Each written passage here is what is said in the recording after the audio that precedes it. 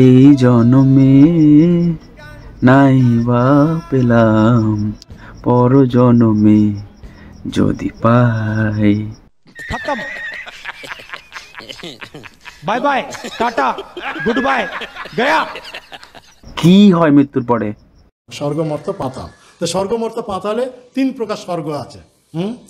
উচ্চ লোকে একে বলা হচ্ছে দিব্য স্বর্গ, ভূলোকের যে স্বর্গ তাকে বলা হচ্ছে ভূস্বর্গ, আর নিম্নে যে সাত্রী লোক পাতাল লোক তাদেরকে বলা হচ্ছে বিল স্বর্গ। স্বর্গ মানে কেবল উপভোগ, উপভোগের সর্বোত্তম এটা কি লাস্ট পয়েন্ট হচ্ছে এ কি মানে যৌন উপভোগ। তাই সমগ্র জগৎরা। लेकिन आपने वो मुझे 72 हूरों वाली बात नहीं बताई कि वो 72 हूरों का जो बताया गया है मर्दों के लिए वो क्या है, क्या वो अय्याशी नहीं है वहां पे? और तो कुछ नहीं बताया कि ना शॉपिंग मॉल है ना लाइब्रेरी है। औरतों के लिए क्या है? फॉर एग्जाम्पल मैं बहुत अच्छे काम करती हूँ, सारे इस्लाम के रूल फॉलो करती हूँ, मैं जन्नत में जाऊंगी, मुझे वहां क्या मिलेगा? आप जन्नत में उन 72 हूरों के सरदार होंगी। खत्म। 72 हूरों के सरदार होंगी और वो शोहर आपकी जिंदगी में थे वही शोहर आपके वहां भी रहेंगे। अगर आपके शोहर भी अच्छे काम करते होंगे, अगर दोनों आदमी जन्नत में जाएंगे तो जाहिर बात है आप उन हूरों के सरदार रहेंगी। मौलाना साहब, मर्दों के लिए 72 हूरें और औरतों के लिए वही वाला शोहर जो यहाँ पर है, ये तो बड़ी गलत बात है। औरतों को भी तो कोई चॉइस दीजिए ना, औरतों के लिए भी कोई अट्रैक्शन रखिए। क्या औरतों का दिल नहीं है? ये क्या बात हुई? कितनी औसम है, कितने तेजस्वी लोग हैं हमारे पास, कितने शानदार विचार रखते हैं। औरतों के लिए वही शौहर, अगर शौहर के साथ ना बनती हो बेशक बहुत नेक हो, लेकिन इस दुनिया में शौहर ना पसंद हो, किसी तरीके से उसके साथ जो है गुजारा कर लिया, वहां जाके फिर वही गले पड़ जाएगा। ये तो अजीब सी बात है। और आप लोग 72 हूरे लेके घूमेंगे।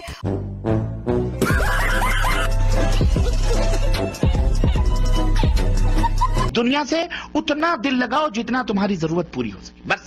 बकिया तैयारी किसके लिए करो? उस जन्नत को हासिल करने। तो अल्लाह के रसूल सल्लल्लाहु अलैहि वसल्लम फरमाते हैं कि कम दर्जे की हूरें जो होंगी उनकी आंखें गिलाफी होंगी, खूबसूरत गिलाफ जैसी आंखें उनकी हूर की होगी। और हर बीवी, जो भी बीवी वहां तुम्हारी होगी हूर, हर बीवी पर 70 जोड़े कपड़े के होंगे। कितने जोड़े? 70 नहीं, 70 जोड़े कपड़े के, वो पहने हुए आराइश और जमाल के साथ वो गाँव तकिया लगाए हुए तुम्हारे इंतजार में बैठी होगी। उन कपड़ों की खासियत क्या होगी और उसका जिस्म कैसा होगा? अल्लाह के नबी फरमाते हैं कि उन कपड़ों में से उन हूरों की पिडलियों का गूदा तक तुम्हें नजर आएगा। इतनी हसीन और इतनी खूबसूरत होंगी, उसके गूदे तक तुम्हें नजर आएंगे। You know, Hinduism and Vedanta, of course, does have concepts of heaven and hell. The idea is that there are different planes of existence, our human mortal plane which we are experiencing right now being one of them, and there are better, more pleasant planes of existence, and these are what are called heavens. So it's not just one heaven. In fact, Vedanta talks of 7 heavens, and it's not just one hell. Vedanta talks about 7 hells. If the men go to heaven, they'll get 72 hur, that beautiful woman. What will the woman get? The same question was asked to Hazrat Aisha, may Allah be pleased with her, who's the wife of the Prophet. So the wife of the Prophet replied that the woman will get that which your heart hasn't desired, what your eyes hasn't seen, what your ear hasn't heard about. That means inshallah you will get something equal. What your heart hasn't desired, what your eyes hasn't seen, what your ear hasn't heard. So inshallah if you go to heaven, you will get something good which inshallah you'll be satisfied. But the question is, first you have to enter heaven. If you don't enter heaven, you won't get that something which is good. And the criteria, what you are saying, that your mother is a Christian, father is a Muslim, you are confused. My formula which I gave to the brother earlier, it's even applicable to you. और ये जो इतराज फजूल किस्म का कि औरतों को क्या मिलेगा जब मर्दों को हूरें मिल रही हैं, कोई जन्नत जो औरत शरीफ होती है वो एक से ज्यादा मर्द की मुतलाशी बोलो वो होती नहीं है। आपको ये कहना चाहिए कि मोहतरमा, आपको अगर एक टाइम पे 2 मर्दों का शौक है तो ऐसी घटिया औरतें जन्नत में जाएंगी, इनमें शरीफ औरतें जाएंगी। शरीफ औरत की कभी ख्वाहिश नहीं होती कि मेरे एक से ज्यादा मियाओ। এই ভিডিওতে আমরা সবিস্তারে এই বিষয়ের উপরে কথা বলবো এবং এটাকে অ্যানালাইজ করব।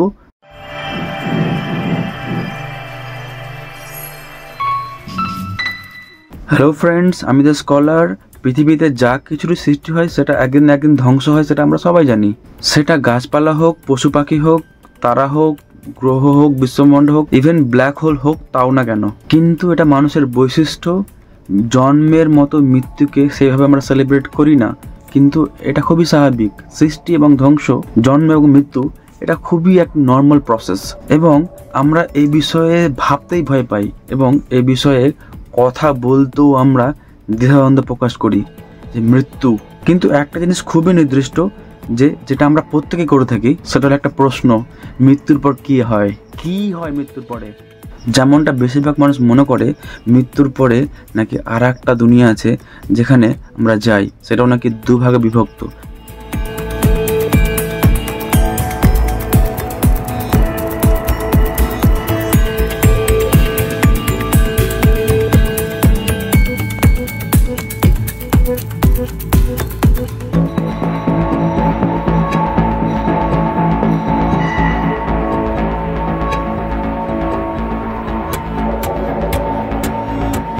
Darkness and separation from God. After his fall, Lucifer became known as Satan, which means adversary or স্বর্গ আর এক নরক। এবার আদৌ কি স্বর্গ বা নরক এটা আছে, এর কি প্রমাণ রয়েছে? না, এর কোনো অবজেক্টিভ প্রমাণ আমাদের কাছে নেই, যেটা আমরা বৈজ্ঞানিকভাবে প্রমাণ করতে পারি না। সেটা আছে বলে মেনে নেওয়া, সেটা মূর্খতা ছাড়া কিছুই না। অ্যান্ড মৃত্যুর পরে যে আরেকটা জীবন হতে পারে, এই সমস্ত কনসেপ্ট পৃথিবীতে প্রায় 5,500-এরও বেশি ধর্ম রয়েছে, সেখান থেকে এসেছে। এই কনসেপ্টে বিস্তীর্ণ আলোচনা আমি করব, আগেও বলেছি করব। অনেক বড় একটা ডকুমেন্টারি হবে, অনেক সময় ধরে রিসার্চ করে সেটা বানাবো। বাট এখন আমরা এই বিষয়ে একটু ফোকাস করি। কিছু বছর আগে জার্মানিতে একটা ছোট রিসার্চ হয়েছিল এই বিষয়ের উপরে, অ্যান্ড এই বিষয়টা বর্ণনা করতে গিয়ে গবেষকরা বলেছিলেন, আর এই রিসার্চ থেকে একটা অদ্ভুত রকমের তথ্য বেরিয়ে এসেছিল। এই রিসার্চে কিছু কোমায় থাকা লোকেদের অবজার্ভ করা হয়েছিল, তাদেরকে ধ্যান দেওয়া হয়েছিল, দেখা হয়েছিল তাদের মধ্যে কি হচ্ছে। আর কিছু ব্যক্তি ছিল, তাদের ব্রেনের কিছু অংশ পুরোপুরি কাজ করা বন্ধ করে দিয়েছিল। এদের ব্রেনটা পুরোপুরি কনসাসনেসের মধ্যে ছিল না। তাদের সেই স্টেজে থাকা অবস্থায় যে অনুভূতিগুলো হয়েছিল, যে একটু বিচিত্র ছিল, সেগুলো শুনলে একটু অবাকই মনে হয়েছিল। আর এই অভিজ্ঞতাগুলোকে পরবর্তীতে NDE বলা হয়, অর্থাৎ নিয়ার ডেথ এক্সপিরিয়েন্স। এই এক্সপিরিয়েন্সগুলো ইশারা করছিল মৃত্যুর পরে আর একটা জীবন হতে পারে তার দিকে। এই রিসার্চের 50% লোকেরা বলেছেন তারা আগেই বুঝে গেছিলেন যে তাদের মৃত্যু ঘটে গেছে। 24% লোক তারা আউট অফ বডি এক্সপিরিয়েন্স করছিল, অর্থাৎ তারা তাদের মৃতদেহকে দেহের বাইরে গিয়ে দেখতে পাচ্ছিল। আর কিছু সংখ্যক লোক তাদের মৃত বডির সাথে, মৃতদেহের সাথে কথা বলছিল। এছাড়াও কিছু রোগীদের দূর থেকে আসা কিছু আলোক বিন্দু, আলোক রশ্মি দেখতে পাচ্ছিল এবং তারা তাদের পূর্বপুরুষের সাথে কথা বলেছে, সেটা তারা এক্সপিরিয়েন্স করে। এই রিসার্চটি পুরোপুরি স্বয়ংসম্পূর্ণ ছিল না। যেমনটা আমরা জানি, বিজ্ঞান কোনো একটা বিষয়কে পুরোপুরি প্রামাণিক মানার পূর্বে অনেকবার সেটাকে বিভিন্ন স্তরে, বিভিন্ন সময়ে, বিভিন্ন জায়গাতে সেটাকে বারবার করে পরীক্ষণ করে, দেন একটা পরিণত সলিউশনে উপনীত হন। তার আগে তারা সেটাকে বারবার করে বিভিন্নভাবে রিসার্চ করেন।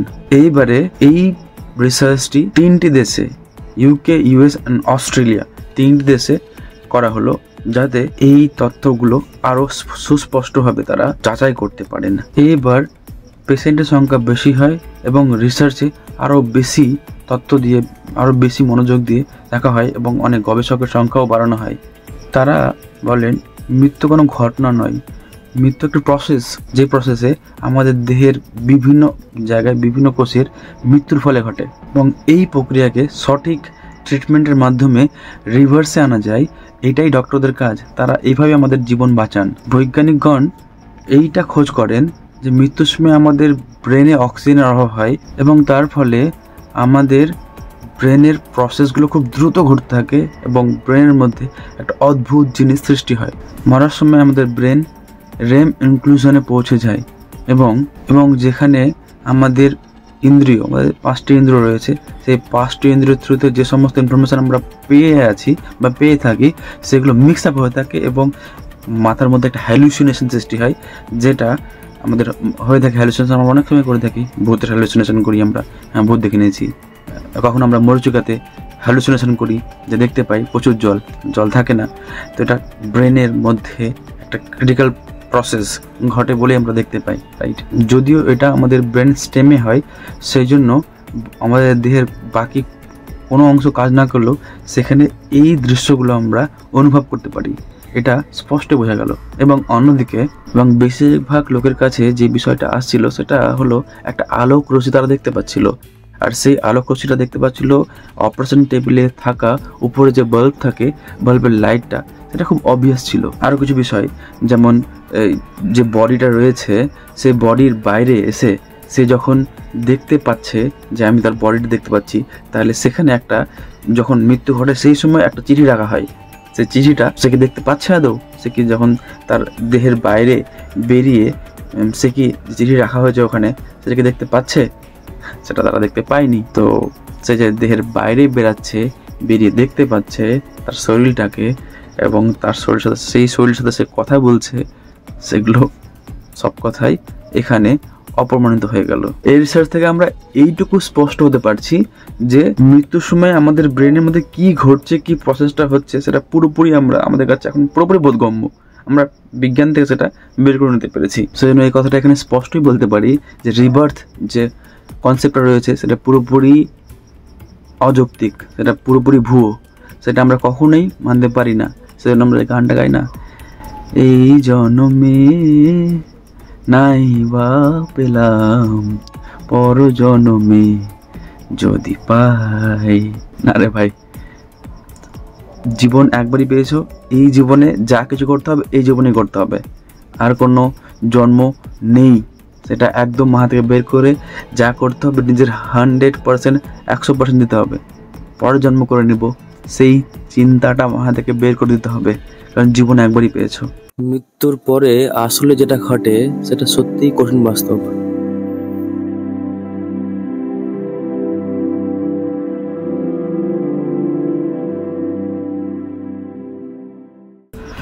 তো আজকে এখানে শেষ করছি। আপনাদের সাপোর্ট খুব খুব খুব প্রয়োজন। আপনারা আমাকে ভালোবাসা দিচ্ছেন, কিন্তু আরও বেশি করে সাপোর্ট প্রয়োজন, কারণ কিছু প্ল্যান রয়েছে, কিছু করতে হবে, সামাজিক কিছু দায়বদ্ধ রয়েছে, সামাজিকভাবে কিছু করার ইচ্ছা আছে, ছাত্রদের কিছু হেল্প করার প্ল্যান রয়েছে মাথাতে, কিছু স্কলারের তরফ থেকে কিছু কন্ট্রিবিউশন যদি রাখা যায় শিক্ষার ক্ষেত্রে, সেটা মাথায় আছে। সেজন্য আপনাদের কাছে বিশেষভাবে আগ্রহ, একটা বড় সাপোর্ট দেখান যাতে ভিডিওগুলো ছড়াই আর একটা আর্নিং আসে এই ভিডিওর মাধ্যমে, যার মাধ্যমে আমি সামাজিক কাজ করতে পারি।